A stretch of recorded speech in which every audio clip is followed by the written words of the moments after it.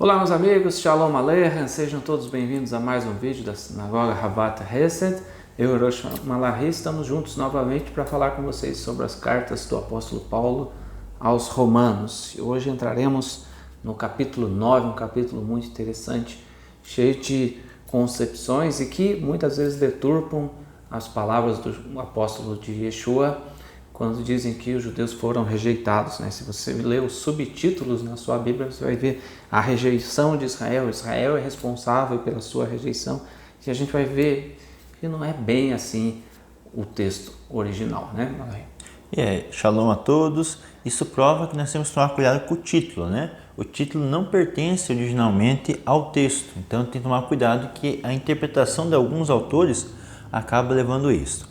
Sempre também lembre de rever os estudos anteriores, principalmente a aula de introdução, onde te prova então a veracidade das cartas de Paulo e que nós temos então, para quem quiser pesquisar, o papiro Schister-Biri, que vai falar sobre a veracidade da historicidade das cartas de Paulo, tudo bem?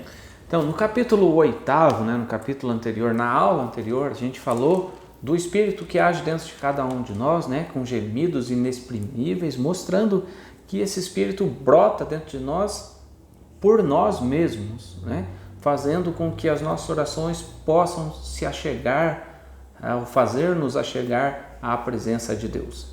Agora, no capítulo 9, a gente vai ver um pouco do conflito do apóstolo Paulo, de Shaul HaShaliach, com os irmãos judeus. Não quer dizer com todos os judeus, até porque ele estava mandando uma carta aos irmãos judeus de Roma. E Paulo tinha essa relação grande com o poderio romano, com o império romano. E então ele tinha essa oportunidade de passar, de conhecer tanto o lado romano quanto o lado judaico, porque ele, judeu, instruído aos pés do sábio Gamaliel, com um grande conhecimento da Torá. E a gente vai ver um pouco do sofrimento dele, mas vamos ver também nessa aula de hoje um pouco sobre os erros de tradução, erros de interpretação, que muitas vezes dificultam as pessoas de entender e facilitam para que os mal intencionados possam afastar as pessoas da verdade bíblica. Vamos ler o capítulo 9, verso 1, e aí vamos notar também a pessoalidade algumas vezes da carta também, Digo a verdade em Mashiach, em Cristo, não minto, testemunhando comigo no Espírito Santo a minha própria consciência. Então aqui Paulo, o que ele vai dizer depois disso, ele está dando muita ênfase, que ele está dizendo do fundo da mente dele, do fundo do coração dele, que ele não está mentindo e que ele está dizendo, e está chamando até mesmo ao Eterno. Quando ele fala Espírito Santo, ele chama o Eterno como testemunha do que ele vai falar da consciência dele, vem vamos dizer assim, do interior dele, que ele vai dizer agora, Aí ele fala: tenho grande tristeza e incessante dor no coração. Por que Shaul HaShaliach tinha incessante tristeza e dor no coração? Porque a relação com os irmãos judeus, dos quais muitos não criam no Mashiach Yeshua, é bom lembrar que o próprio Shaul HaShaliach também não cria em Yeshua, era um perseguidor da comunidade de Yeshua. E a partir do momento em que caíram as escamas dos olhos de Shaul HaShaliach, ele passou a enxergar as verdades acerca do Mashiach, ele gostaria, assim como nós, quando a gente conheceu o Mashiach, a gente quer fazer com que todo mundo creia. E Paulo ficava triste quando ele via a rejeição por parte dos seus irmãos judeus. Isso não quer dizer todos os judeus, até porque Paulo era um judeu. Então, os judeus rejeitaram Jesus, mas Paulo era um judeu. Os apóstolos? Todos os apóstolos eram judeus. Não dá para dizer que os judeus rejeitaram, mas sim, uma classe sacerdotal, uma elite rejeitou ao Mashiach, mas isso a gente vai ver num estudo futuro aí sobre Romanos 11, Isso serviu para que a gente pudesse, para que você, gentil, pudesse ser enxertado na oliveira, enxertado dentro do povo de Israel. Se não se cortasse alguns ramos, os gentios jamais poderiam ser enxertados na oliveira. Mas isso fazia com que o apóstolo Paulo tivesse então uma grande tristeza. Verso 3. Porque eu mesmo desejaria ser anátema, ou seja, excomungado, tirado, separado de Cristo, de Mashiach, por amor dos meus irmãos, meus compatriotas, segundo a carne. Então, um ponto aqui muito importante, além de que Paulo estava triste e tinha uma incessante dor no coração, é o amor que Paulo tem por sua nação e pela nação de Israel, né? Então nós vemos que se nós somos discípulos de Yeshua, se nós somos discípulos de Paulo, nós temos que ter também esse mesmo amor que ele sentia pela nação de Israel, nós também temos que ter isso por nossa nação. Mesmo que o nosso irmão judeu não creia em Yeshua, nós não devemos ficar atacando, jogando pedras nele, nós devemos, através das nossas obras, através do nosso proceder, fazer com que ele olhe para nós e veja que a nossa obediência à Torá é igual a dele ou até mesmo melhor, no sentido que a gente obedece com mais alegria, que a gente obedece com mais devoção, que a gente tem amor pela Torá, né? Mas isso não para humilhá-lo, né? Mas isso para fazer despertar nele, não. Se ele que não tinha acesso à Torá, se você gentil aos olhos do judeu, se você gentil que não tem acesso à Torá, você consegue cumprir a Torá melhor do que ele, isso vai despertar nele um anseio por poder fazer melhor, uns ciúmes, né? Uma vontade de querer fazer melhor para Deus. E esse amor do apóstolo Paulo, isso também estava no rei Davi, né? O amor por Israel, pelo povo judeu. Quando a gente canta a cada Shabat o Salmo 122, Lemana Hai Veriai, né? Por causa de meus irmãos e amigos, o Salmo 122 fala assim, né? Alegrei-me quando me disseram, vamos à casa do Senhor. A casa do Senhor não é a igreja, né? Isso vale até para a gente comparar no próximo versículo aí de Romanos 9, né? Que são israelitas, o que pertence a Israel. Então, a casa do Senhor que o rei Davi menciona aqui não é a igreja, nem tampouco era o templo em Jerusalém, mas era Jerusalém. Pararam os nossos pés dentro das tuas portas, ó Jerusalém. Não é ó igreja, ou ó templo, ou salão do reino, ou seja lá o que for, né? Mas Jerusalém. E Davi fala que para Jerusalém subiam as tribos de Israel, como convém, para renderem graças ao nome do Senhor, e lá estão os tronos de justiça. Orai pela paz de Jerusalém, sejam prósperos aqueles que te amam, reine paz dentro dos teus muros e prosperidade nos teus baluartes, nos teus palácios.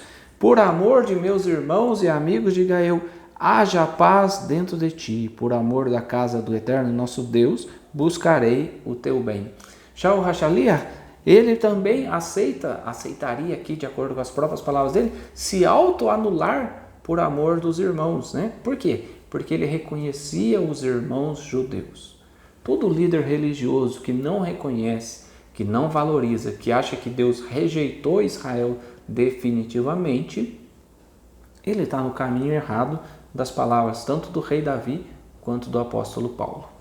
Por isso que Paulo deu tanta ênfase para falar que não mentia, porque ele fala que ele até preferia que ele perdesse o que ele tinha, vamos supor, o direito à salvação, perder a sua coroa, mas que a nação dele, os seus companheiros pudessem, através disso, entrarem e obterem a salvação.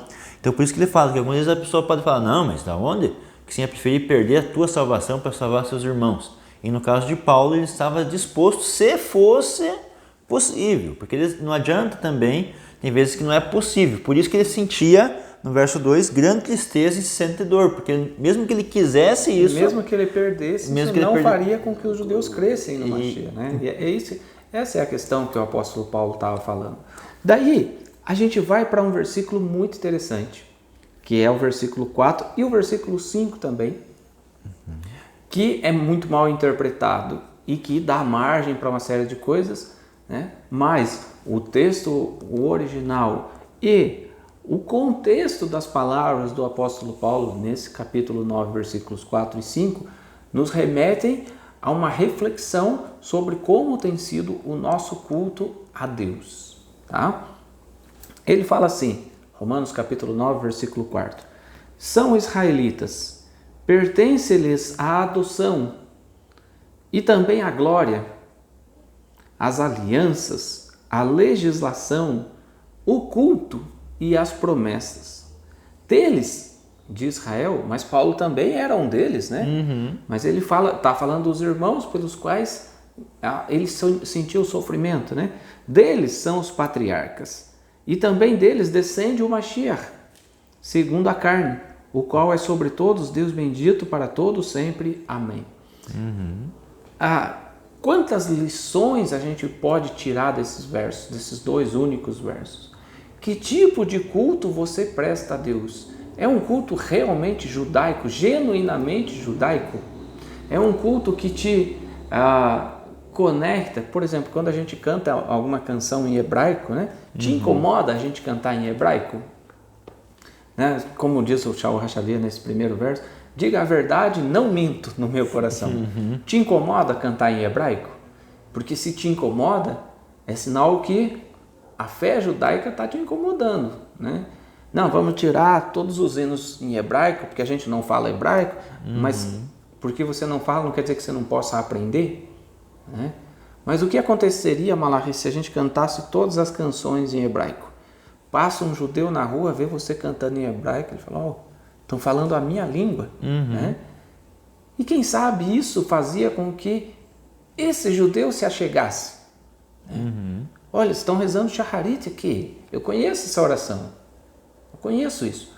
Porque isso é tão importante, porque o culto tem que ser judaico. A gente precisa ter em mente isso. Rezar em hebraico, né? Mas eu não sei rezar em hebraico, mas pode aprender. A gente pode aprender as palavras em hebraico. A gente tem no Sidur, tem o hebraico, o transliterado e a tradução. Você pode rezar em hebraico, mas lendo a tradução você vai saber o que você está rezando.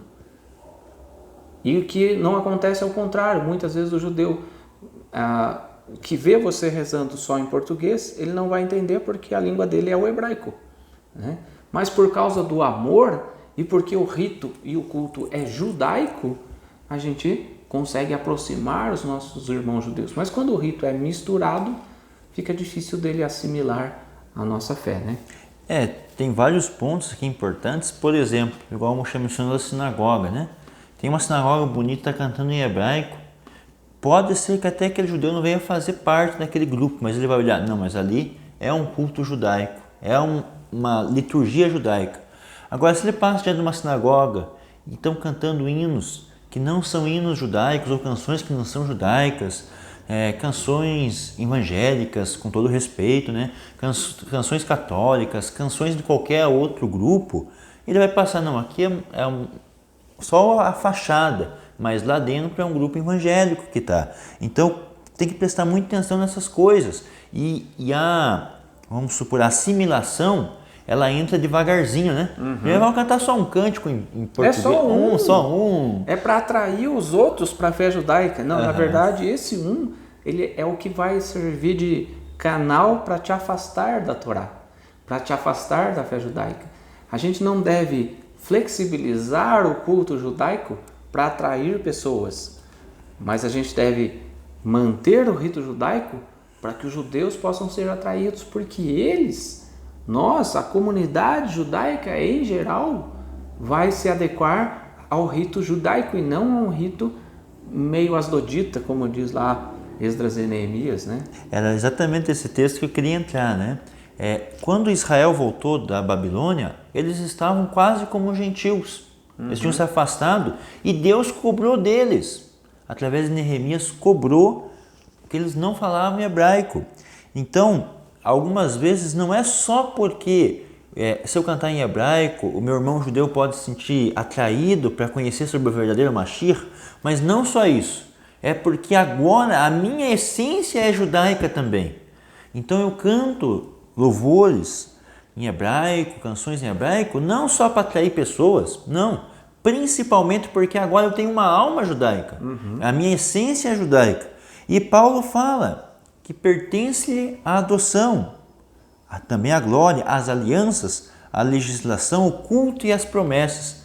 Então não tem como você continuar depois que se conhece a verdade, você continuar com um serviço ou também pegar coisas que são coisas estrangeiras, coisas que não pertencem àquele culto. Até um ponto ali, a gente acabou dando ênfase para o culto, né? Mas a adoção.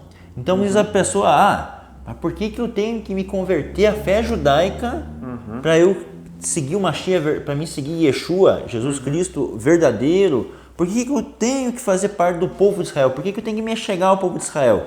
Porque a adoção pertence a Israel. Pertence a Israel, E né? é interessante, né? Que as pessoas falam, não, a gente tem que converter os judeus. Não, é o judeu que converte você, é você que se converte ao judaísmo. Não é o judaísmo que se converte à sua fé, é você que se converte à fé judaica. E esse texto, ele é tão relevante, né?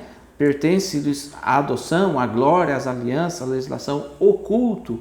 Né? A legislação está falando da Torá, né? Pertence a Israel, e o culto pertence a Israel, porque veja, o texto citado pelo Orochi Malachi, lá em Neemias capítulo 13, fala assim, né, no versículo 23.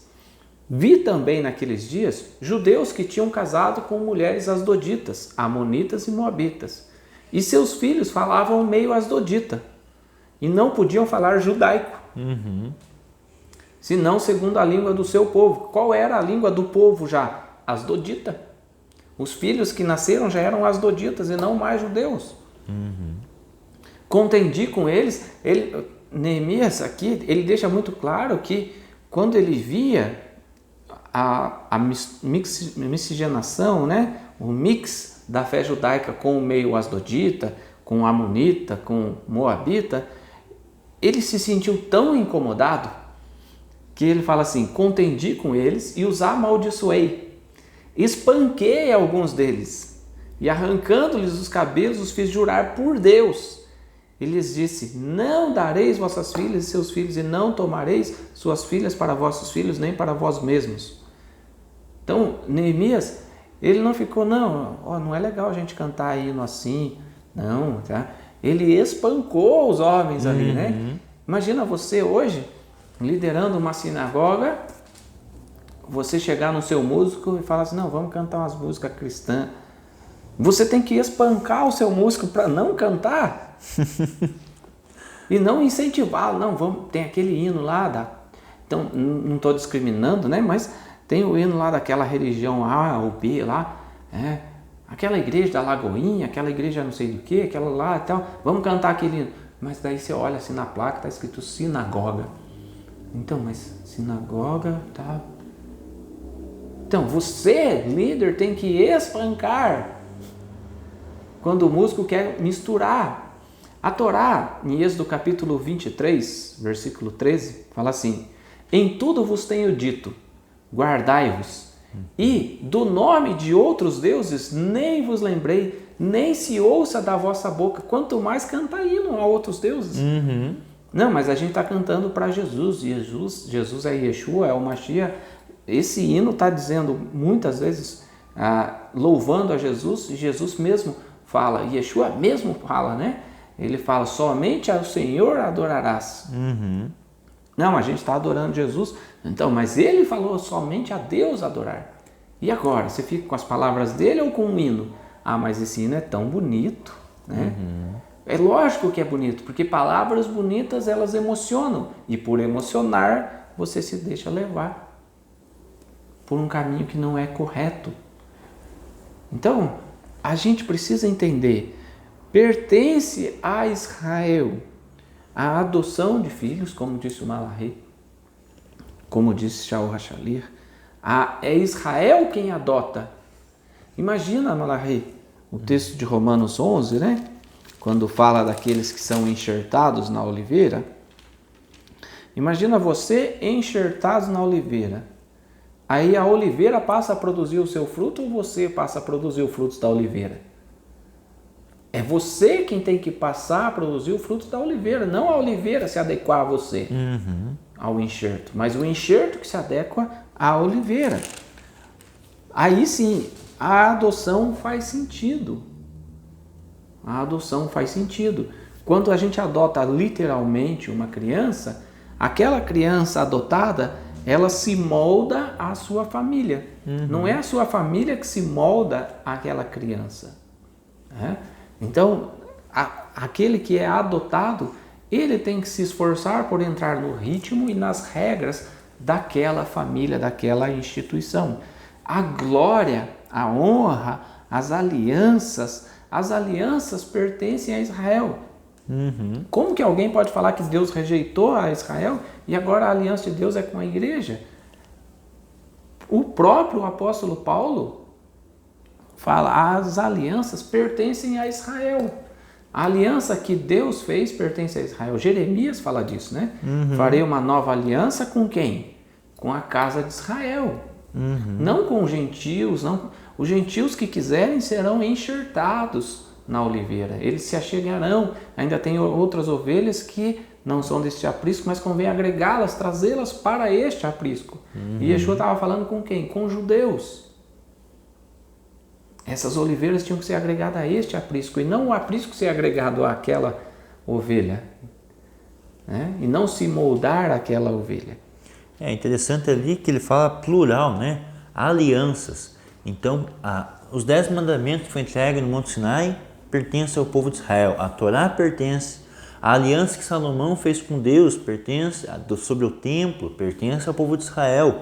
A aliança, a nova aliança, que muitos falam, dão a entender que essa nova aliança é com gentios, ou com a igreja, que Israel foi rejeitado, e nós vemos que não, que essa aliança é com a casa de Judá e com a casa de Israel. Então, até mesmo a aliança do reinado futuro, das alianças do futuro, pertencem a Israel. Então, nós temos que tomar muito cuidado com isso, para que a gente não desfaça a aliança. A legislação, a forma de interpretar a lei, também pertence ao povo de Israel. Claro, nós temos ali a Torá escrita, que a gente vai sempre, o que está claro na Torá escrita pertence a Deus, tudo bem, está ali claro, pertence a nós, né? Agora, quando tem algo complicado de se entender, a gente tem que pegar sempre a legislação do nosso povo, não o que eu acho, o que eu penso, não. Se está difícil de entender, não tem uma resposta clara na Torá, nós vamos então para o nosso povo. Então, tudo isso tem que ser bem analisado. Culto, as promessas que eu falo desse em relação ao reino milenar, tudo pertence ao povo de Israel. E aproveitando que muitas pessoas falam que Israel foi rejeitado, não deixe de ver os nossos vídeos anteriores, né? Da aula número 5, nós temos um vídeo que fala Deus rejeitou o povo judeu, substituiu pela igreja. Então confira lá no estudo sobre Romanos 3. Também, ali no verso 3, que fala que Paulo preferia ser anátema pelo seu povo, a gente sabe que Paulo está falando da geração dele. Por que da geração dele? Porque a geração dele foi a qual viu Yeshua, Jesus, fazer os milagres, viu também os acontecimentos, quando Yeshua faleceu, que o céu se fechou, houve trovões. Então, ali, aquela geração de Paulo é uma geração que viu. Nós não podemos jogar o mesmo julgamento para gerações futuras de judeus que algumas vezes não tiveram a oportunidade de conhecer. Aí nós temos também um estudo em Romanos 2 sobre julgamentos, né? Julgamento e o juízo de Deus. Então não deixe de conferir isso, que é interessante, que vai agregar a seu conhecimento para que você possa entender melhor Romanos 9. Um outro aspecto que a gente vê nesse versículo 5 aqui, também é que ele fala assim, né? Deles são os patriarcas e também deles descende o Cristo ou o Mashiach, segundo a carne, que mostra que Jesus veio em carne, o qual é sobre todos Deus bendito para todos sempre. Está vendo aqui? Está falando que Jesus é Deus, Manahem. Né? Aí entra você pesquisar, tem alguma coisa errada nesse texto aqui, porque está falando, ele é o Mashiach segundo a carne, o qual é sobre todos Deus bendito, mas segundo a carne ele é o Messias, mas ele também é Deus. Como é que fica isso? Na verdade, existem muitos erros de interpretação, porque quando a Bíblia foi escrita, tanto o Tanar quanto a Brit Hadashah, não existia divisão por capítulos e versículos, e em muitos lugares não existia pontuação, ponto e vírgula, travessão, parágrafo, essas coisas não existiam naquele tempo.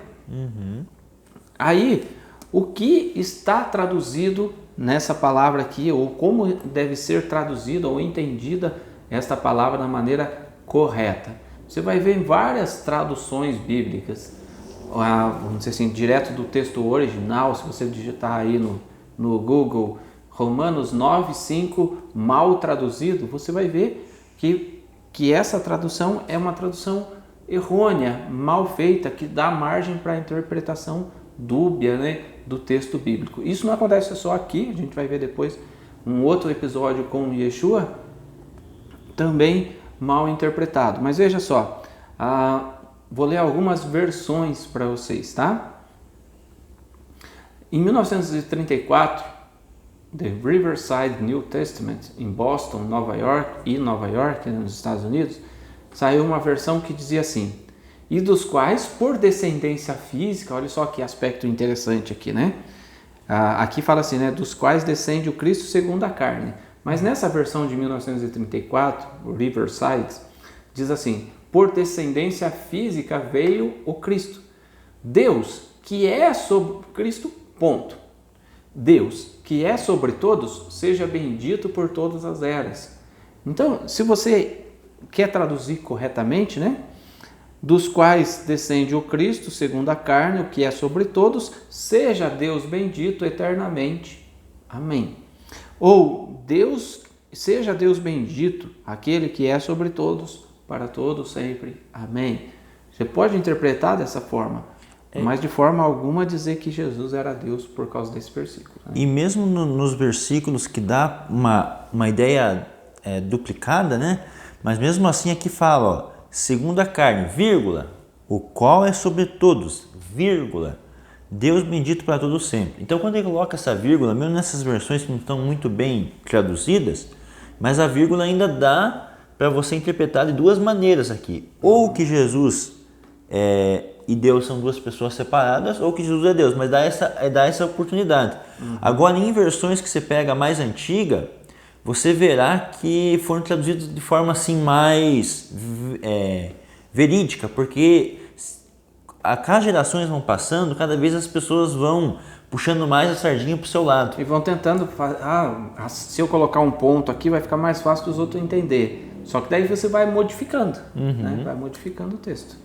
Então, olha uma outra versão aqui, né, da Bíblia Oxford, em Cambridge, na Inglaterra, New English Bible, 1961, diz assim: e deles, na descendência natural, procedeu o Messias. Que Deus, o Supremo sobre todos, seja bendito para sempre. Amém. Então, exaltando a Deus, porque dos judeus veio o Mashiach. Isso está de acordo com o João, está de acordo com toda a Brit Hadashah, né? Que fala a salvação vem dos judeus, né? Do povo judeu, enfim, uma série de outras coisas que apontam para o povo judeu ser a origem do Mashiach. Mas, principalmente nesse aspecto, uma vírgula faz muita diferença, gente. Um ponto faz muita diferença quando você quer interpretar erroneamente o texto, né?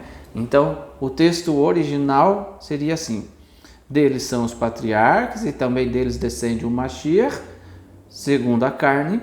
Seja Deus bendito, aquele que é sobre todos, seja Deus bendito para todos sempre. Amém. Né? Exaltando a Deus pelo Mashiach ter vindo da geração dos filhos de Israel. Isso é muito importante. Agora a gente vai ver um outro texto, né? Lucas capítulo 23, que mostra que uma vírgula ou uma palavra mal interpretada dá margem para uma série de coisas, mas que na ânsia de aceitar aquela argumentação, as pessoas acabam interpretando errado e passando por cima de várias coisas, né? Além do ponto e vírgula, algumas vezes você não consegue definir bem se o ponto e a vírgula tinha que estar ali. Então, algumas vezes tem que ver, além do versículo em questão, você tem que ver o contexto, tá? Então, se algumas vezes não fica claro aonde deveria estar o ponto e a vírgula, aí você tem que ver algumas vezes o contexto. Às vezes o contexto vai lhe auxiliar bastante. Então vamos ler aí Lucas capítulo 23, versículo 43. Eu vou ler nessa Bíblia aqui, gente, essa Bíblia aqui chamada de Bíblia Judaica, né? Porque foi escrita pelo David Stern, uma Bíblia cristã com termos judaicos, vamos dizer assim, né? Diz assim, olha como é que diz. Yeshua lhe disse: sim, eu lhe prometo que você estará hoje comigo no Gan Eden. Mas será que foi isso que Jesus falou de verdade? Vamos ler na versão revista e atualizada aqui do João Ferreira de Almeida. Fala assim: Jesus lhe respondeu, né? Vou ler o 42, né, para contextualizar. O ladrão na cruz fala assim: e acrescentou: Jesus, Lembra-te de mim quando vieres no teu reino. Então ele estava numa esperança futura já, né? Aí Yeshua fala o que para ele? E Jesus lhe respondeu: em verdade te digo que hoje estarás comigo no paraíso. Jesus foi para o paraíso naquele dia? Ou ele foi para a sepultura, para o pó da terra? Como que fala o Tehillim, Salmo 34, né? Fala, não permitirá que a tua alma seja destruída no Sheol, né? Consumida. Então o Mashiach, na verdade, quando ele morreu, ele foi para o Sheol, para a sepultura. Só que ele não ficou mais do que 3 dias. Então a sua alma, podemos dizer, o seu corpo não foi consumido no Sheol. Mas no Tanar diz que o Mashiach ficaria no Sheol, né? Então se você disser que ele foi para o paraíso naquele dia, você tira do contexto que ele foi para a sepultura. Aí você tira do contexto, se ele foi para o paraíso com o ladrão naquele dia, então você há de convir que depois de 3 dias ele desceu do paraíso ou saiu do paraíso para voltar à vida no meio dos homens. Faz sentido? Não, não faz. Não faz, né? Mas a tradução do Novo Mundo, por exemplo, em Lucas 23, 43, diz assim: e ele lhe disse: em verdade eu lhe digo hoje, você estará comigo no paraíso. Tá? Faz toda a diferença a posição da palavra, tá? E o termo você estará comigo no paraíso responde à colocação do próprio ladrão, quando vieres no teu reino. Então Yeshua fala para ele: no meu reino você vai estar comigo, pode ficar tranquilo. Mas não é hoje, porque hoje, quando Yeshua morreu, ele não foi para o paraíso. E a outra versão também, a versão Teb, também fala nesse sentido. Jesus lhe respondeu: em verdade te digo, eu te digo hoje, vírgula, estarás comigo no paraíso. Então uma vírgula no lugar certo muda todo o contexto, né? Mas daí, Malachi, mas e se o outro jeito de colocar vírgula tiver certo? Ou colocar a pontuação? Não estaria certo por causa do contexto. Porque no verso de cima, o ladrão fala: lembre de mim quando vieres. Então, ele não acreditava que ia. Quando vieres para o teu reino. Daí Yeshua fala: em verdade te digo hoje, estarás comigo no paraíso. Tá? E o ladrão até tinha um conhecimento, né, de que ele viria estabelecer o reino na terra, se a gente for considerar todo esse contexto. Bom, acho que essa introdução do capítulo 9 aí já foi bem interessante, né? Já traz uma abordagem bem interessante. Se você está gostando, dá um joinha, compartilha aí nas redes sociais e quem sabe assim mais pessoas possam sair da falsa interpretação bíblica, da falsa ideia de que os judeus foram rejeitados e passarem a, como Paulo, como o rei Davi, a amarem o povo de Israel e os irmãos judeus. Tá bom? Nós vamos para o intervalo, a gente já volta.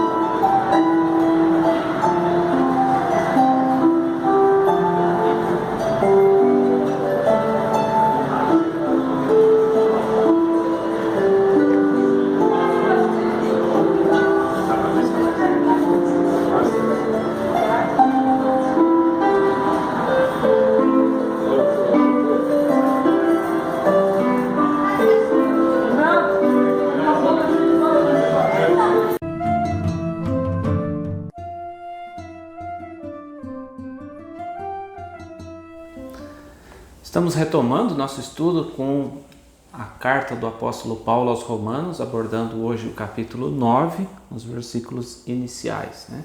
No bloco anterior, a gente já falou sobre os israelitas serem os mantenedores, aqueles a quem pertence o culto, as alianças, as promessas, a glória, e deles vir, dos filhos de Israel, vir o Mashiach segundo a carne, dizendo que bendizemos a Deus, né, por tudo isso. Aí agora, a gente começa, tendo isso como base, que pertence a Israel tudo isso, a gente começa a entender a sequência dos versículos em que Paulo começa a abordar um certo tipo de rejeição, né? Lembrando que no bloco anterior a gente já falou que não existia os capítulos, né? Os capítulos, às vezes, os subtítulos, né? Esses subtítulos acabam levando as pessoas a uma interpretação, sendo que o subtítulo não faz parte, né, mano? Então tem que tomar muito cuidado, que algumas vezes a pessoa leva o subtítulo muito a sério e algumas vezes não é o que quer dizer o texto, né? Então vamos ler Romanos capítulo 9, verso 6.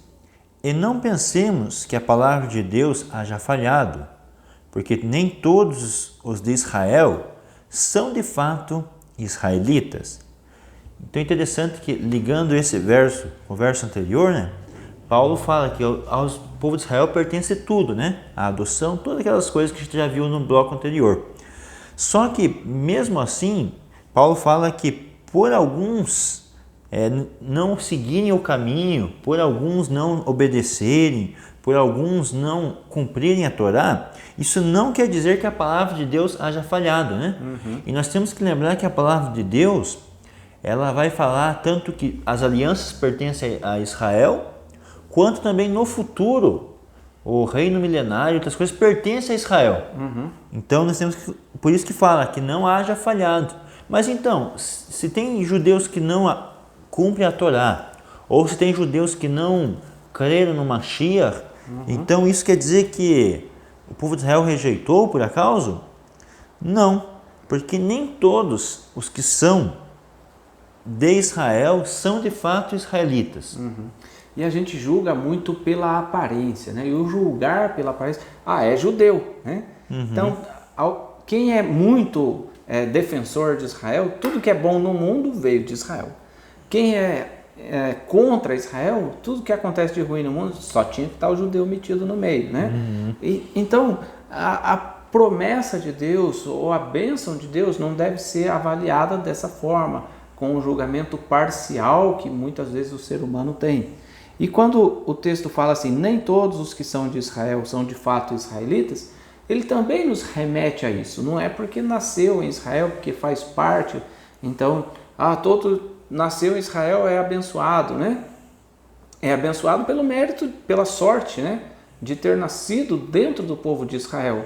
Mas nem todos os que nasceram dentro do povo de Israel são cumpridores da Torá. E às vezes eles enriquecem de maneira ilícita. Isso também acontece no povo de Israel, infelizmente. E aí por isso que fala, nem todos os que são de Israel são de fato israelitas.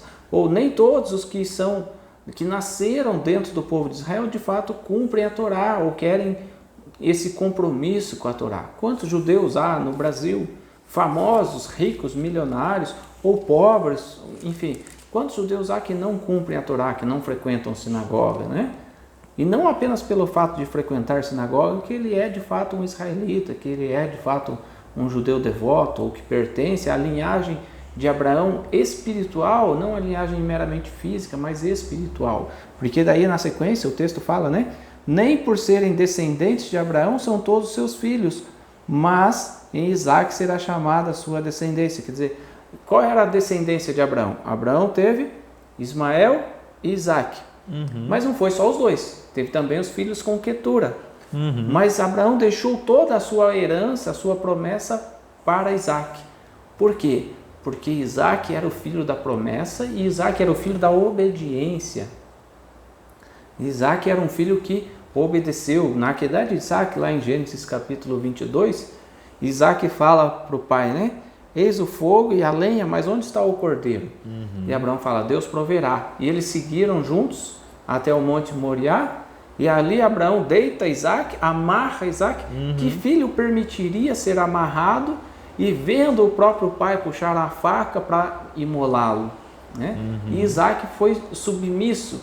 E é essa submissão que nos torna de fato filhos de Abraão. Essa submissão à Torá, aos mandamentos de Deus, que nos aproxima da linhagem de Abraão genuína.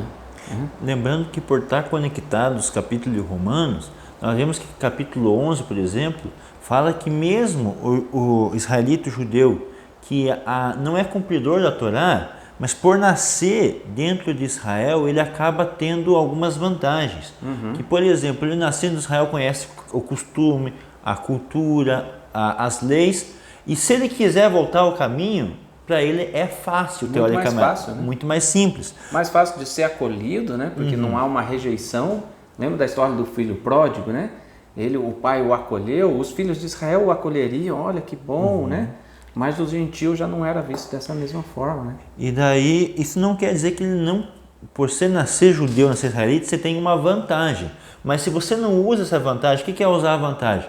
Cumprir Torá, ser um bom judeu, crer no Mashiach e Yeshua. Se você não usa essas vantagens, enquanto você não está usando, não adianta para nada. É praticamente você ter o mapa do tesouro, só não está com vontade de encavocar lá e tirar o tesouro. É mais ou menos isso. Você tem o mapa e não usa aquela ferramenta.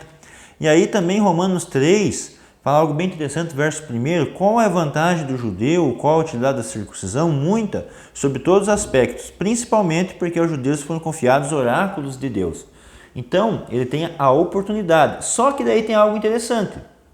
Veja, no juízo final, um gentil que não teve a oportunidade, ele vai ter um tipo de julgamento. Não estou dizendo que ele está salvo necessariamente, mas um judeu que teve todas as ferramentas para cumprir a Torá, que teve acesso ao Mashiach e Yeshua, e não creu ou não cumpriu a Torá, com certeza, no futuro, o juízo de Deus sobre ele será grave.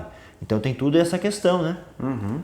E a gente tem que lembrar, né, como o Malachi falou no bloco anterior, a gente vai ser julgado de acordo com a nossa época também, né? Aqueles judeus que viveram os dias de Yeshua, que presenciaram os grandes milagres, os grandes sinais que ele fez e que não creram, vão ter um certo tipo de julgamento. Aqueles que viveram na geração posterior, aí nos dias de Shaul HaShaliach, então ele viveu ali o ministério dele, né, do ano 59, mais ou menos ali no ano 60, né, dos 50 até o ano 60. E se você pegar no ano 70, por exemplo, foi destruído o templo, quer dizer, era um período de perseguição romana. Mas e os judeus hoje, que não existe perseguição, vamos dizer assim, né? E os judeus que viveram no período do Holocausto, e os judeus que viveram em outros períodos, cada um vai ser julgado de acordo com a oportunidade que teve, de acordo com a busca que teve. Mas o fato é que Deus dá a nós hoje o privilégio de vivermos num período de paz, de vivermos num período de não perseguição, né? As pessoas hoje pregam o que quiser. Tem gente que prega que a terra é plana, tem gente que prega que vai morar no céu, tem gente que prega que ninguém vai morar no céu, que todo mundo vai morrer e vai para a terra, tem gente que prega que a gente reencarna em alface, tem gente que prega que as vacas são sagradas, os animais são sagrados, são deuses.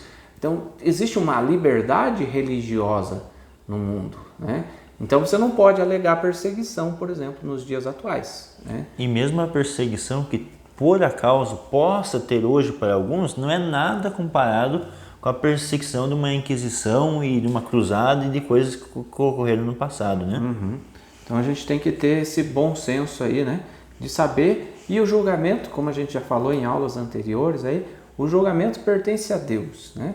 Se Deus quiser ser bom com uma pessoa, está na misericórdia dele, está escrito na Torá, terei misericórdia de quem eu tiver misericórdia. Isso Deus falando com o próprio Moisés para o próprio povo de Israel. Eu vou ter misericórdia de quem eu quiser ter misericórdia. Então isso cabe a Deus, e não cabe a gente ficar dizendo, Deus vai ter misericórdia. Cabe a nós clamarmos pela misericórdia de Deus sobre a nossa vida e sobre a vida dos nossos familiares, amigos, enfim, de todas as pessoas, né? Então Paulo, ele primeiramente fala podemos dizer, das vantagens que tem o judeu e o que pertence ao povo judeu, mas fala que nem por estar dentro do povo judeu, como povo, mas não de fato só isso traz salvação, e não só de fato isso torna um israelita pleno, torna um israelita completo, torna um israelita, vamos supor, tem aquela, eu gosto sempre de dizer que nem todo o israelita de carne é espiritual, tá? Nem todo israelita que é de carne, nasceu na comunidade judaica, é espiritual, mas ele está longe da Torá, muito longe, mesmo tendo tido acesso à Torá.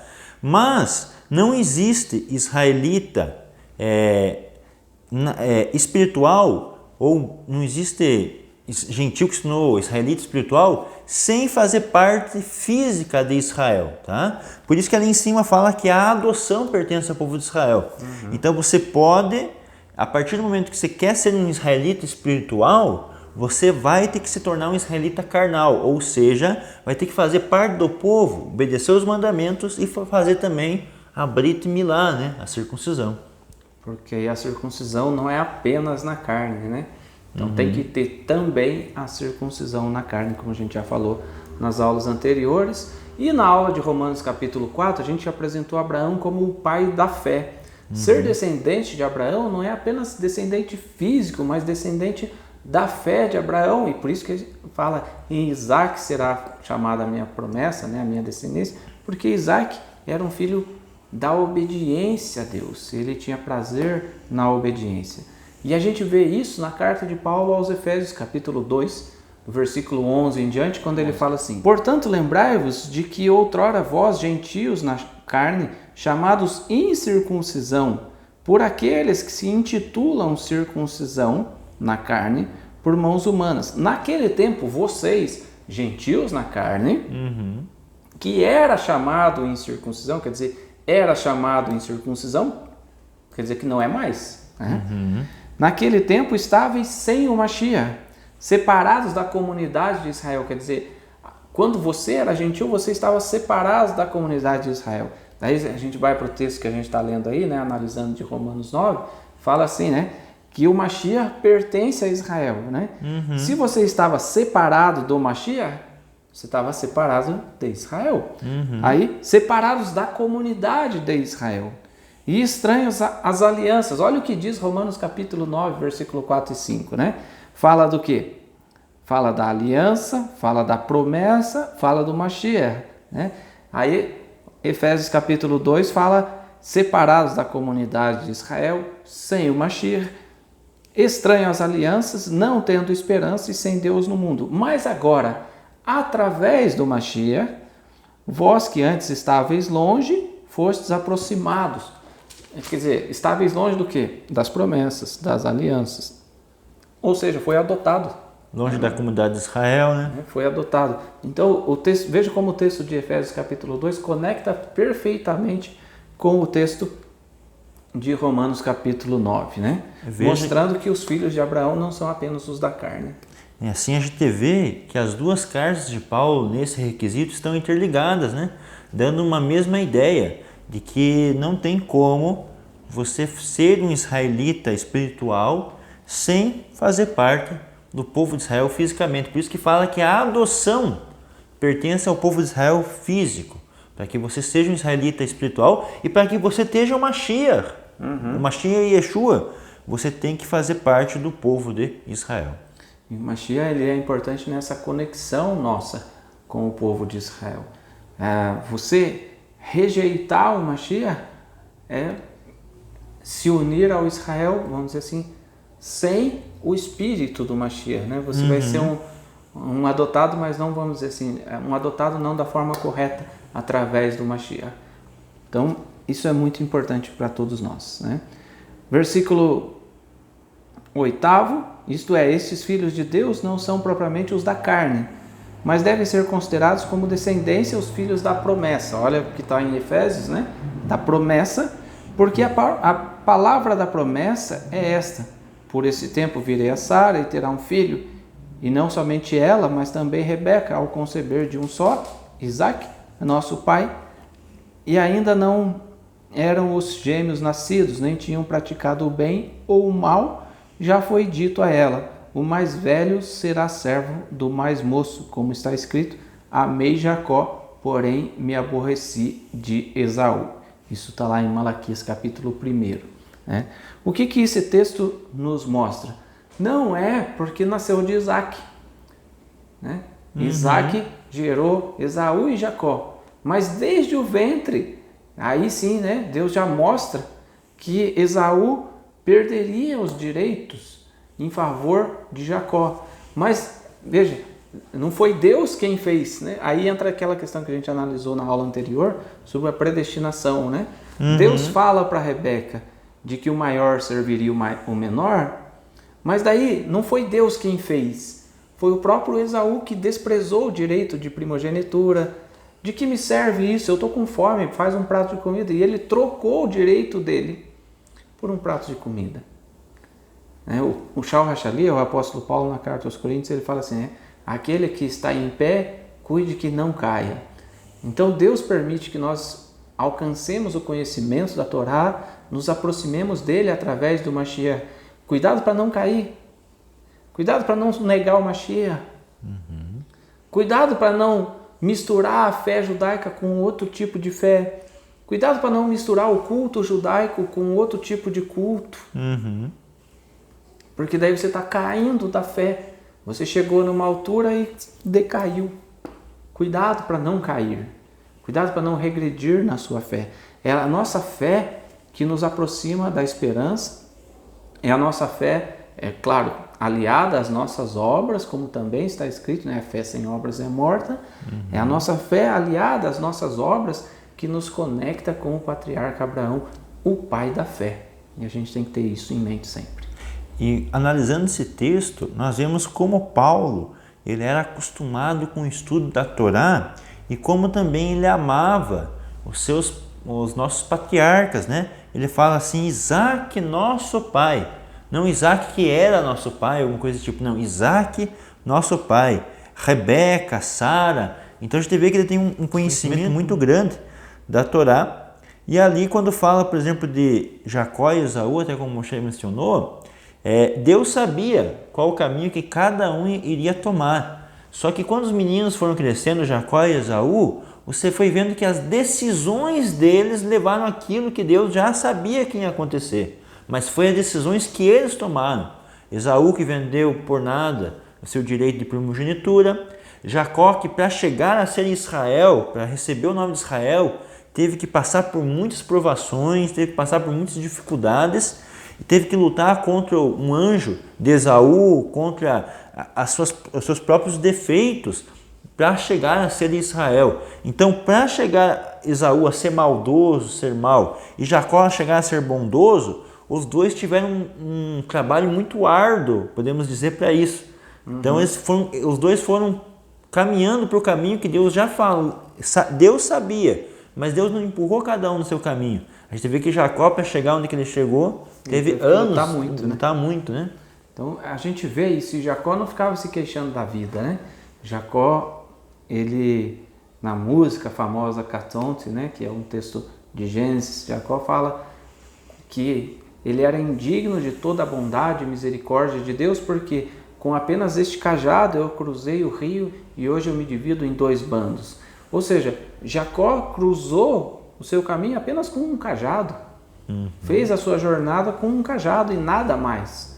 Né? E a gente, muitas vezes, a gente se queixa, Malachi, né? Então eu tenho... para mim, as outras pessoas têm igrejas, têm grandes templos, tudo. A gente tem o quê?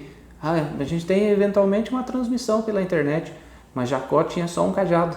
Jacó não tinha transmissão pela internet, ele não tinha um roxo que o atendia, ele não tinha com quem ele tirasse as dúvidas, né? Hoje, mesmo pessoas que não fazem parte da nossa comunidade, ligam para mim, ligam para o Malachi para tirar dúvidas. Jacó não tinha isso, ele tinha apenas um cajado, e com o cajado Jacó se tornou vencedor. Ele lutou para ser mudado para o seu nome, para Israel. A gente tem que lutar para também ser merecedor da promessa de Deus. Lutar através da obediência a Deus, né? E através do Mashiach. Se tiver que negar o Mashiach, está caro, né? É muito caro aquele que nega o Mashiach.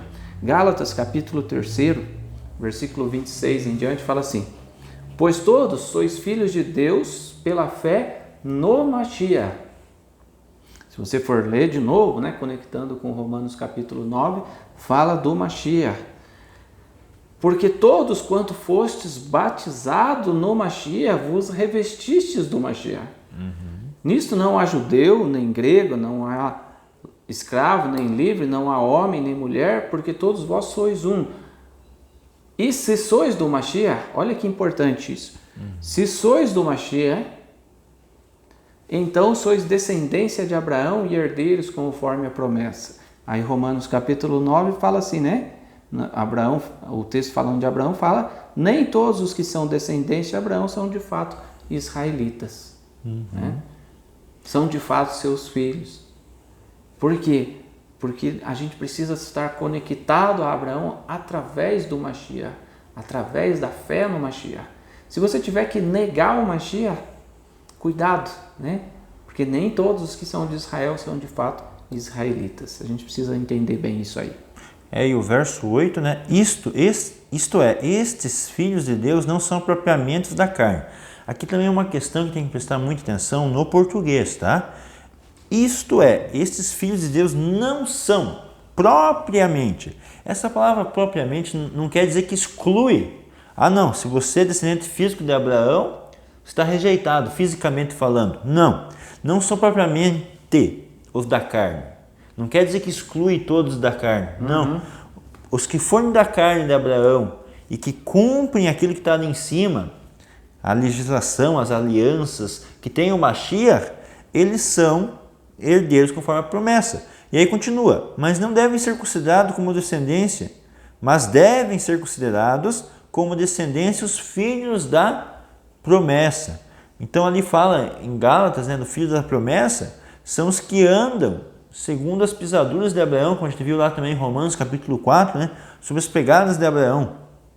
Então, para você ser um israelita, vamos supor, espiritual, você tem que andar nas pisaduras, no que Abraão ensinou. E também, lógico, volta a parte de cima, que tudo pertence ao nosso povo, né? Então você tem que ter o culto judaico. Não adianta se falar que está conectado com o Mashiach, Yeshua, se você não tem um culto judaico. Não adianta você estar conectado com o Mashiach se você não cumpre as alianças. Qual é a aliança? Os 10 mandamentos, a Torá, a circuncisão, o Shabat, as festas, né? Tudo isso é parte da aliança de Deus. Então, para você estar conectado com isso, você tem que necessariamente estar cumprindo esses mandamentos e estar junto com o Mashiach, junto com o povo de Israel, né? Ser adotado pelo povo de Israel. Quando a gente lê esses textos aqui, a gente vai discutindo, né? Romanos, Gálatas, Efésios, e conecta com o texto de Malaquias capítulo 1, né? E conecta com textos da Torá, porque mostra uma continuidade, uma conectividade entre os textos bíblicos que nos apontam, né? Porque tem um versículo que fala, por exemplo, que o fim da lei é Cristo. Quem nunca viu esse versículo? Né? O fim da lei não quer dizer que a lei acabou, porque daí você joga por terra todo esse texto de Romanos capítulo 9, mas a finalidade da lei é apontar para o Mashiach. E qual era o propósito, vamos dizer assim, né, de nós sermos batizados ou convertidos através do Mashiach? Porque o Mashiach nos conecta com a aliança de Abraão, né? Então, a lei nos conduz ao Mashiach e o Mashiach nos conduz ao patriarca e o patriarca nos conduz a Deus através da nossa fé. Isso tudo é relevante na nossa vida espiritual e a gente tem que se esforçar cada vez mais por aprimorar a nossa fé continuamente. Um outro aspecto aqui também, Romanos 9, verso 11, a gente não leu uma parte que está entre parênteses, né? Porque o que acontece? Essas partes que são entre parênteses foram acrescentadas ou são ideias de autores muito posteriores, né?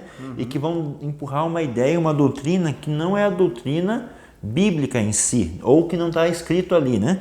Então fala o seguinte aqui entre parênteses, para que o propósito de Deus, vou ler o verso 11 inteiro, e ainda não eram gêmeos nascidos, nem tinham praticado o bem ou o mal. Então isso está escrito no original, agora vem o acréscimo, entre parênteses, para que o propósito de Deus quanto à eleição prevalecesse não por obras, mas por aquele que chama. Que não necessariamente a pessoa precisa estar cumprindo o Torá para ela ser chamada, isso é verdade. Só que quando ela é chamada, vai ser apresentado a ela qual é o caminho para servir a Deus. E nesse caminho para servir a Deus vai ter obras. Claro, vai precisar das obras. Vai precisar das obras. Então aqui a pessoa dá... O que é essa ideia? É a ideia de que a pessoa está lá pecando, tudo que é jeito, tem uma vida desregrada e que vai ser chamado, Deus vai chamar ela e ela não vai ter uma grande mudança na vida, vai continuar fazendo as mesmas coisas, mas é chamado por Deus do mesmo jeito, como se fosse uma eleição. E nós vemos que no caso de Jacó e de Esaú, Jacó foi chamado, tá certo? Desde lá do ventre foi chamado. Só que para ele chegar onde ele chegou, a gente viu quantas obras que ele teve que fazer. E Esaú, para ser rejeitado, para ser aborrecido, como fala, aborrecia Esaú, a gente vê quantas coisas que Esaú fez. Vendeu a primogenitura por nada. E quando vendeu a primogenitura, ele não só negou o seu pai, ele também negou o aspecto espiritual. Ele poderia ser o herdeiro de Deus e ele rejeitou. Lembrar, né, que em estudos anteriores a gente falou da primogenitura como sacerdócio, né?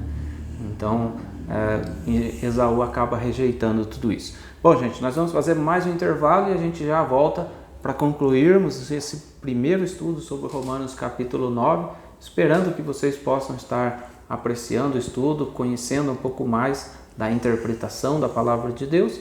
É claro que a gente está fazendo um estudo sistemático, mas a gente não está fazendo sobre todos os aspectos, né? A gente podia pegar os mesmos versículos com uma abordagem mais profunda sobre outros aspectos, mas o conhecimento da palavra de Deus vem através disso, né? Da gente estudar, ver o que é relevante para este momento na nossa fé e aprofundarmos mais dentro disso. Continue conosco, a gente já volta aí com mais um trecho do estudo de Romanos capítulo 9.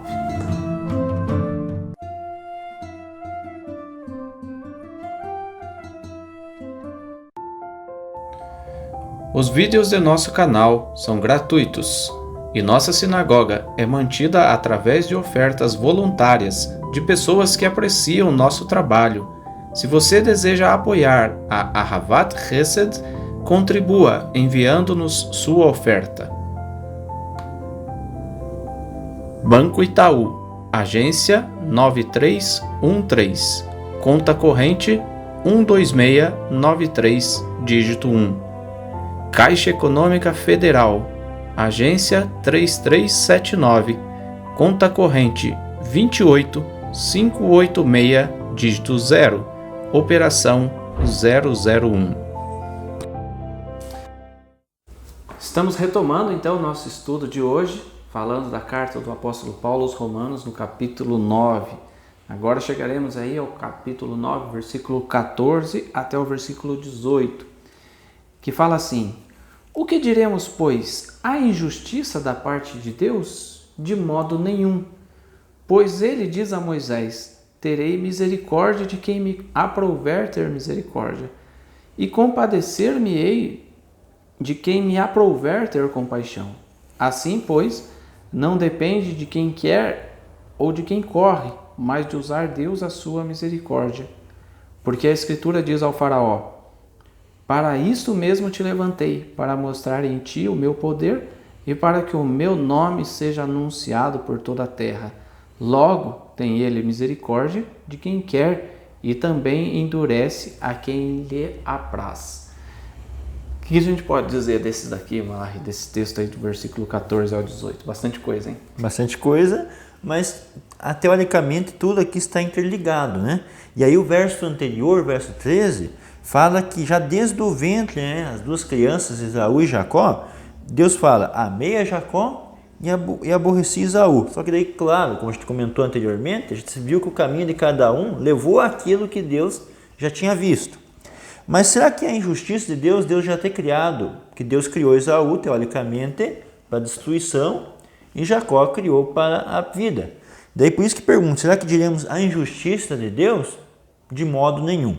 Primeiramente, que a gente vê de modo nenhum, é porque, igual a gente falou, cada um escolheu esse caminho depois que nasceu e tiveram obras, e tiveram a oportunidade de escolher entre um e outro. Mas, aos olhos de alguma pessoa, não, mas é injusto. Então, mas Paulo fala, a gente tem que ter muito cuidado com relação a isso, né, Malachi? Você falar, mas Senhor, é injusto o que está acontecendo comigo. Será? Será que muitas vezes aquilo que a gente acha que é injusto não é Deus tentando nos dar uma lição, nos ensinar algo relevante, né? Romanos capítulo 8, aí, quando a gente leu, fala o quê? Que todas as coisas contribuem para o bem daqueles que amam a Deus, né? Mesmo as dificuldades. E a gente fica colocando Deus como injusto. Será que isso não é injusto da nossa parte? E será que isso não vai ser capaz de nos conduzir a um caminho distante da vontade de Deus? Porque todo mundo que fica falando que Deus é injusto, que as coisas de Deus são injustas, essas próprias pessoas, elas acabam se afastando de Deus. Porque começam a entender que Deus age com injustiça, que Deus age com predileção. Acontece muito assim, né? A pessoa, fulano passou numa prova lá e você não passou. Mas também ele estuda em escola particular. Mas também ele não sei o quê. Quer dizer, você não consegue ver que aquilo é para te dar uma oportunidade de estudar mais. Não, na próxima eu vou estudar mais para poder passar. Mas você começa a achar que tudo é injusto. Deus foi injusto, o mundo é injusto, a vida é injusta. Não, não é. Como eu disse no outro programa, a vida é aquilo que você resolve fazer dela, né? Então a gente precisa entender que não é Deus que é injusto, nem é Deus que predestinou Esaú, então não importa o que Esaú fizesse, né? No programa anterior a gente até já falou dos ninivitas, né? A gente já falou, agora a gente pode falar do próprio Faraó, né? Já que está mencionado aqui, né? Faraó, Deus mostrou no Faraó o poder para que o nome de Deus fosse anunciado por toda a terra. Então o Faraó não tinha escolha. Não, o próprio texto de Êxodo mostra Faraó endurecendo o seu coração, né? Quando a gente analisa bem a história de Faraó e com as pragas, nós vimos, por exemplo, que quando Arão e Moisés se apresentam diante do Faraó, ele fala: quem é o eterno Deus para que eu ligue para ele, para que eu solte o povo de Israel, né? Aí não foi Deus que fez, foi ele, né? Foi ele na sua arrogância. E é interessante lá que em Romanos fala que ele foi colocado em um lugar alto. Então Deus permitiu que até por um tempo ele afligisse Israel e dominasse o Egito, porque Deus poderia pegar Israel e libertar de uma forma rápida, de uma forma relâmpago, podemos assim dizer. Mas Faraó, ele era orgulhoso e Deus e ele não notou que o poder dele era o poder que Deus permitia, que foi dado a ele. E aí o que ocorre? Foi Moshe e Aarão, jogaram lá os cajados, aí jogou também os magos, e aí o faraó não notou que as serpentes que eram do Egito foram devoradas pela serpente de Moshe. Então você já viu que o Deus de Moshe era mais forte, e Faraó nem ligou, disse que seu coração nem fez questão. Aí depois nós temos 5 pragas, que são pragas pragas espantosas, né? Todo o rio Nilo se tornou sangue. Aí nós temos pragas que os magos já não conseguiram copiar e falaram: isso é dedo de Deus. E até a 5ª praga, Deus não endureceu o coração do faraó, ele endureceu sozinho. Isso mostra que ele tinha um coração endurecido. Só que algumas vezes a pessoa olha, mas Deus endureceu o coração do faraó. Mas quando que Deus endureceu o coração do faraó? Lá na frente, né? Aí na 6ª praga, que é a praga das úlceras, aí então Deus endureceu o coração do faraó, porque as úlceras foram na própria pele, né? Ele olhava assim, a água virou sangue, mas não é comigo diretamente. Tem sapo, o sapo não é direto na minha pele. Agora, quando foi nele, ele se assustou e por medo, ele queria libertar os filhos de Israel. E aí Deus endureceu o coração dele. Tudo bem, agora pode ser que então o faraó tivesse sido só endurecido por Deus. Na 7ª praga, que é a praga de chuva de pedras, novamente o faraó endureceu o coração sozinho. E aí somente nas últimas 3 pragas que o faraó que Deus endureceu o coração do faraó. Mas ainda de teve maldade, porque nessas últimas pragas, o faraó falava, então vá os homens, mas deixa as mulheres e as crianças. Depois, mas vá então vocês e fique só os animais. Então você via que a intenção dele não era libertar o povo de Israel, somente com medo das pragas. Então nesse caso aqui do faraó, eu terei misericórdia quem me prova de misericórdia, é que Deus vê o coração da pessoa lá dentro. E algumas vezes nós de fora podemos olhar, mas coitado do faraó, Deus endureceu o coração dele, né? E a gente tende a julgar favoravelmente as pessoas erradas, né? Coitado do faraó, coitado daquela pessoa que fez o mal, coitado do bandido que está na cadeia, coitado né? E você vê isso na sociedade atual. Quando você olha para a sociedade, todo mundo fala assim, direitos humanos só existe para os bandidos, não existe para a família da vítima. E é uma realidade do mundo atual, né? A gente tem dó das pessoas erradas. E quando a gente lê esse texto, não há injustiça em Deus. Então, cuidado quando você fala, isso que acontece comigo é injusto, né? E você atribui essa injustiça a Deus. Esse também é um alerta que Shaul Hachalia faz a nós. No versículo 15, né, Deus falando a Moisés, então isso está conectado com o Êxodo capítulo 32 e 33 do episódio do bezerro de ouro. Deus diz assim, né? Terei misericórdia de quem me aprouver ter misericórdia e compadecer-me-ei de quem me aprouver ter compaixão. Mas se você vai lá no texto de Êxodo capítulo 32 e capítulo 33, a gente vê que o povo de Israel havia cometido a Dazará, o pecado da idolatria, com o bezerro de ouro. Deus fala para Moisés e Moisés intercede pelo povo. Mas na sequência, mesmo intercedendo pelo povo, Moisés mandou matar os idólatras. Né? Mas quem matou? Quem morreu? Aí os levitas mataram 3.000 dos seus irmãos, que foram os que estiveram à frente do ato terrível da idolatria. E Moisés intercedeu depois por todo o povo, mesmo já tendo morrido aqueles 3.000, Moisés intercedeu. E aí Deus fala que o anjo iria diante deles, mas que o próprio Deus não iria. E Moisés intercede e fala de novo, não, se o Senhor não for, não nos faça sair daqui. E Deus chega num ponto que, na conversa entre Deus e Moshe, aí Deus fala, né? Farei passar toda a minha bondade, Êxodo capítulo 33, versículo 19, diante de ti. Então Moisés teria acesso a toda a bondade de Deus.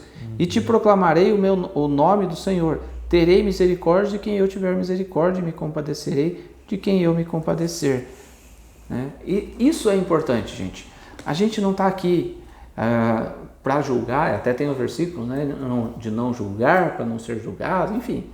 Mas aqui está falando justamente desse aspecto. Deus vai ter misericórdia de quem Ele quiser ter misericórdia. Então não cabe a gente achar que aquela pessoa merece ser condenada, aquela merece ser salva, eu mereço ser salvo, né? Mas o outro não merece ser salvo, porque a misericórdia é de Deus, e isso está na sequência no versículo 16 aí. Assim, pois, não depende de quem quer ou de quem corre, mas de usar Deus a sua misericórdia.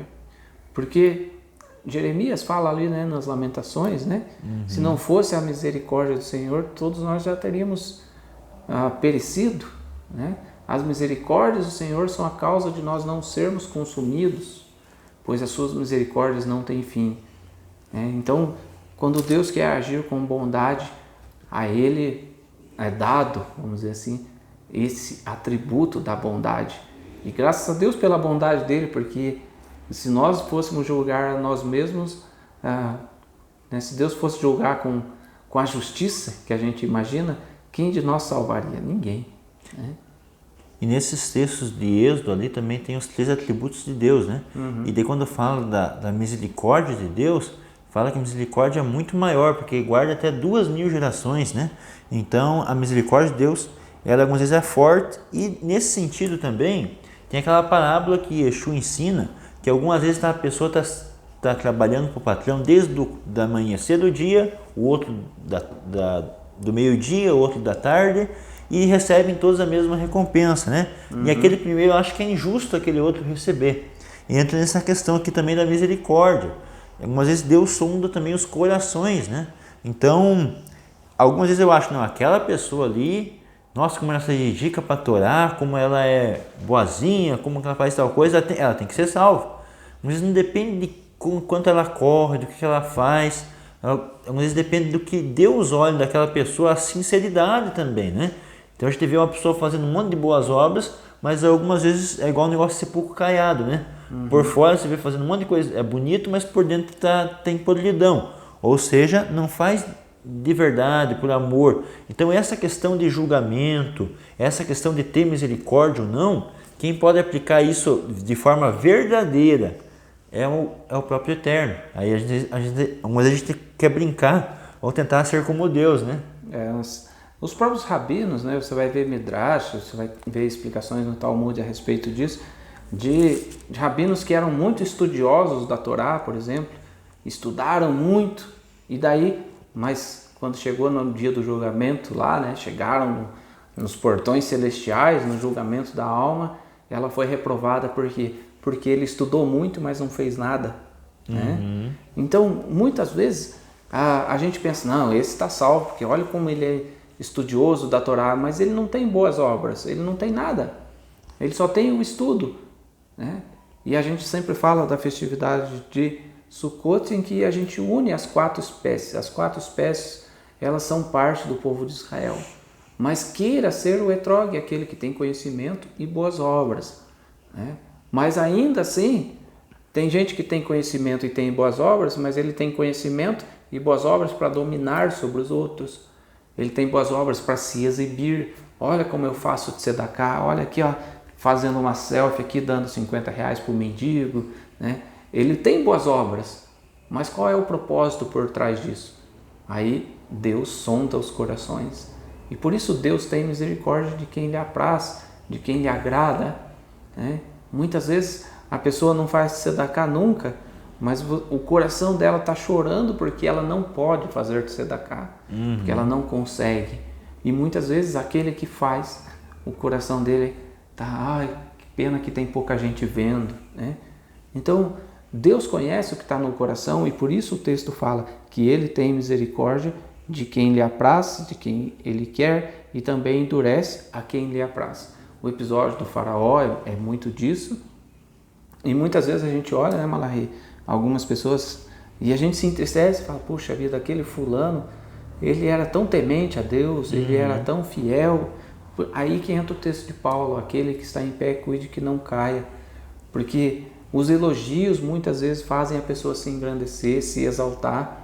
Cuidado quando te elogiam. É legal, né? Não dá para dizer que é ruim ser elogiado, é ótimo. Quando alguém fala, Rocha, a sua mensagem foi muito boa hoje, né? Isso é ótimo. Mas a gente no nosso coração tem Baruch Hashem, bendito seja Deus. É para Deus esse elogio. Obrigado. Eu sempre, nas minhas orações, eu agradeço a Deus pela misericórdia dele, tão grande no fato de usar pessoas tão pequenas quanto a gente, né? Então, muitas vezes, a gente não tem essa sabedoria, e isso está nos discípulos de Yeshua, né? As pessoas olham e falam, mas esse aí não é pescador? Esse aí não era aquele ali? Esse aí não era aquele que fazia essas coisas? Esse aí não é o filho do carpinteiro? Né? Como se ser filho de carpinteiro, como se ser pescador fosse um demérito, e não é. Não é. Deus tem misericórdia, Deus abençoa aquele a quem Ele quer abençoar, mas brota muito no nosso coração, no coração das pessoas certas, né? E quando o Novo Testamento fala que não veio chamar doutores, e sim chamar, é no sentido de que aquele mesmo, às vezes não tendo a mesma oportunidade que o outro, igual o Moshe falou do teste ali, né? Que não teve, não estudou numa escola particular, não teve muita chance na vida, mas mesmo assim numa função, mesmo tendo pouco dinheiro, ele se esforça. Então a questão aqui não é ter o conhecimento no sentido de ter as oportunidades, de ter não adianta, às vezes a pessoa tem 100 livros, não lê um livro, o que adianta? E aquele às vezes tem um livro, sabe, decorado aquele livro, estudou bastante. Então, ali no Novo Testamento fala que não veio chamar doutores, no sentido de que não veio chamar aqueles que estiveram numa situação privilegiada, não. Ele vem chamar aquele que se esforça. Então, quando você vê os pescadores ali, eles estavam ajudando seus pais. No caso de Eliseu, quando foi chamado, também estava trabalhando a terra. Então, você vê que quando Yeshua fala, não vim chamar, faz a proposta para eles, né, para transformar eles em pescadores de homem. Assim como eles se empenhavam para pescar os peixes, eles viam interesse nisso. E Yeshua também falou, agora vocês aplicam seus talentos nessa outra área. Então, às vezes a pessoa... O que hoje o pessoal quer dizer é tem uma pessoa simples que não se esforça e que vai cair do céu o conhecimento para aquela pessoa. Não vai cair do céu também nem o alimento, né? Porque se você for olhar, eu sou, e as pessoas vão, eu sou dependente da sinagoga, né? Não, você não é dependente de nada, a gente tem que se esforçar, gente. A gente é dependente da misericórdia de Deus, mas você ficar na dependência da tzedaká dos outros, não, a gente tem que se esforçar para alcançar uma vida digna diante de Deus. Quando a gente olha dos discípulos de Yeshua, a maioria das pessoas só lembra de pescadores, né? Mas tem Levi, que era cobrador de impostos, né? Mateus, cobrador de impostos. Aí Yeshua fala, vem, me segue. Ele larga ali as coisas dele e segue. Quer dizer, o coração dele não estava no dinheiro. Ele largou e seguiu. Lucas, o médico amado, né? Parece que servir ao Mashiach é só para pobre. Não, não é só para pobre. Servir ao Mashiach é para quem tem um coração voltado para a vontade de Deus. E nem é só para pobre e nem é só para rico. Mas todos nós temos acesso a Deus e Deus vai permitir. Existe sim discriminação no meio religioso, infelizmente existe. Tem um versículo na Brit Hadashah que fala, se entrar na vossa sinagoga um cidadão com anéis de ouro, com capas bonitas, né, com um talite chique, não chegar, olha, senta-se aqui, ei, você que é pobre, senta lá atrás. Quer dizer, isso mostra que numa mesma sinagoga podia entrar o rico e podia entrar o pobre também, mas que todos deviam ser tratados de igual forma. É aí que se mostra a misericórdia de Deus. Terei misericórdia de quem eu tiver misericórdia. Quantas vezes o rico é discriminado pelo pobre? Né? O pobre, olha, já chegou o ricão na sinagoga. Como se o rico não tivesse acesso, né? Não pudesse ter acesso. Ele pode e deve. Se eu tivesse tanto dinheiro igual ele, eu faria tzedaká. Tá? Não, a gente pode fazer tzedaká em todas as situações da vida. A tzedaká não é só o dinheiro que você dá, é a atenção, é o carinho, é o cuidado, é o conhecimento que você compartilha. Isso também é um gesto de tzedaká.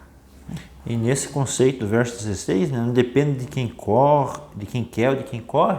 Igual o Moshe falou, às vezes a pessoa a vida inteira está correndo atrás das mitzvot, correndo atrás dessas coisas, mas tudo pensando só na recompensa, pensando só em ser superior aos outros. E aí lá no finalzinho ele cai no caminho.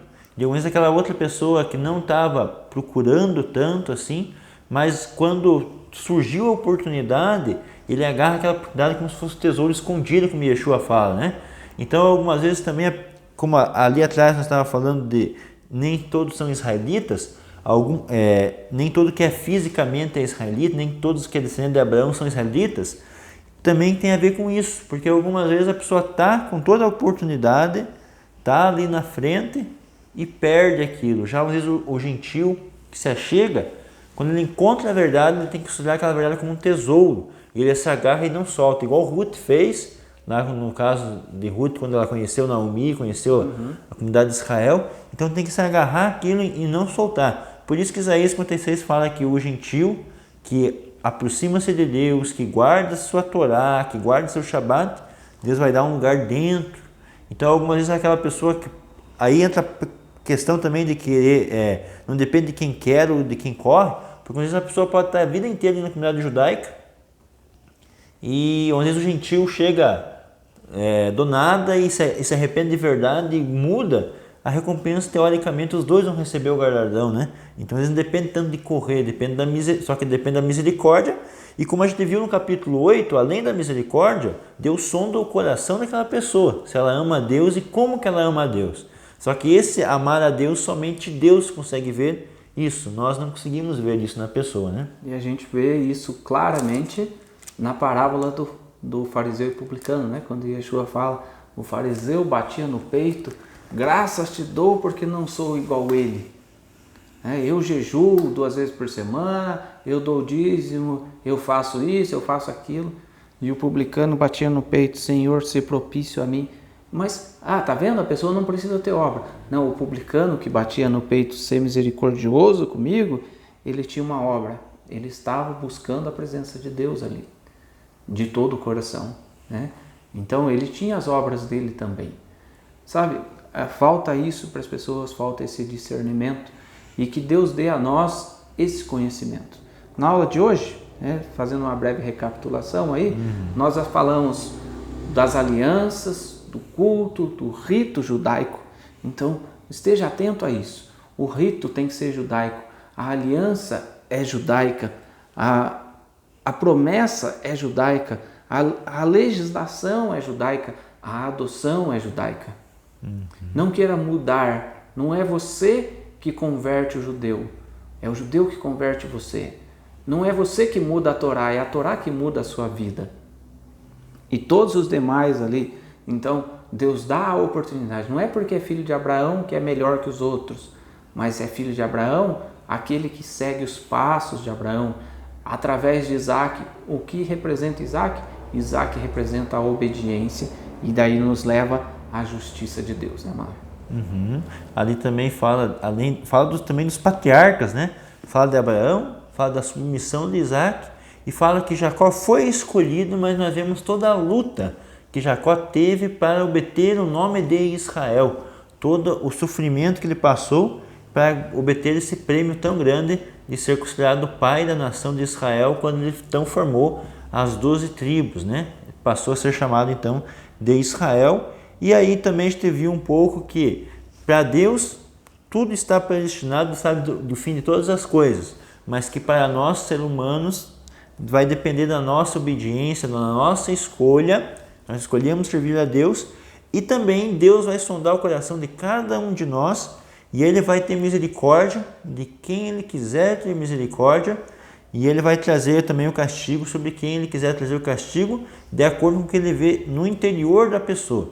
E não depende muitas vezes tanto da obra que a gente faz, tanto da que a gente correu durante a vida, mas sim de como nós estamos diante de Deus, como que nós sentimos. Aí voltamos para outra aula anterior ainda, do capítulo 8, de quando Deus vê nossos gemidos inexprimíveis, né? Quando Ele vê o nosso espírito, o que realmente está vindo de nós, né? É isso. Esperamos que você tenha apreciado e que Deus possa ter misericórdia de mim, do Malachi, de você, nos aproximar da presença dEle e se Ele encontrar algo em nós que seja indigno, que Ele permita de nós também sermos capazes de ver essa indignidade dentro de nós e mudarmos, para moldarmos a nossa vida, o nosso caráter de acordo com a vontade dEle.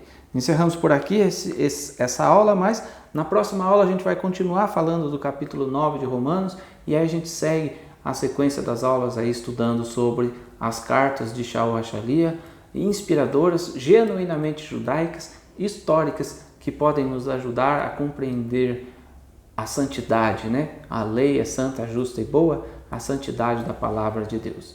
É isso, obrigado pela companhia de todos vocês, que Deus possa abençoá-los. Se você gosta do nosso trabalho, do nosso esforço que nós fazemos por transmitir humildemente o conhecimento e quiser contribuir com a Sinagoga Havat Chesed, aí na descrição do vídeo aparecem as nossas contas, né?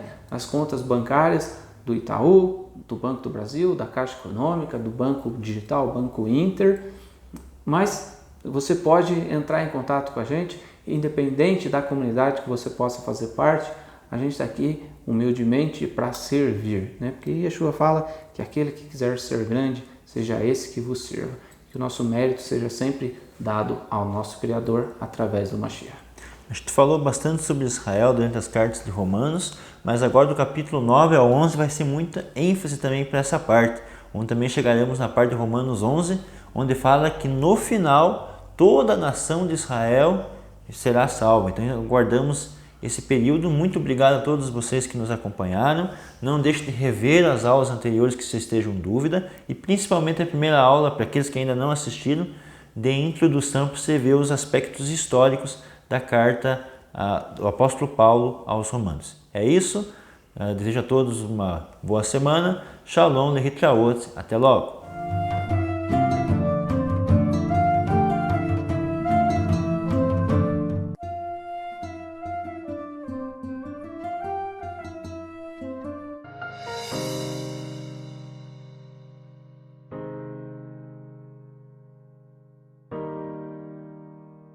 Aba, que é Hesed?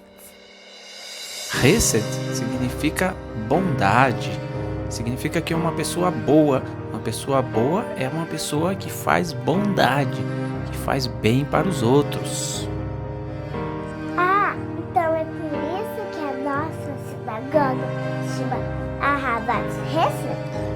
Ah, e a nossa sinagoga se chama Ahavat Hesed porque nós amamos fazer o bem. Ahavat Hesed significa amar a bondade, amar ser bom para as pessoas. Não é legal isso? Que legal! Então vamos praticar a bondade. Venha para a sinagoga Ahavat Hesed, porque aqui nós amamos fazer o bem. Bondade é uma coisa boa, né? Vamos praticar. Praticar Ahavat Hesed.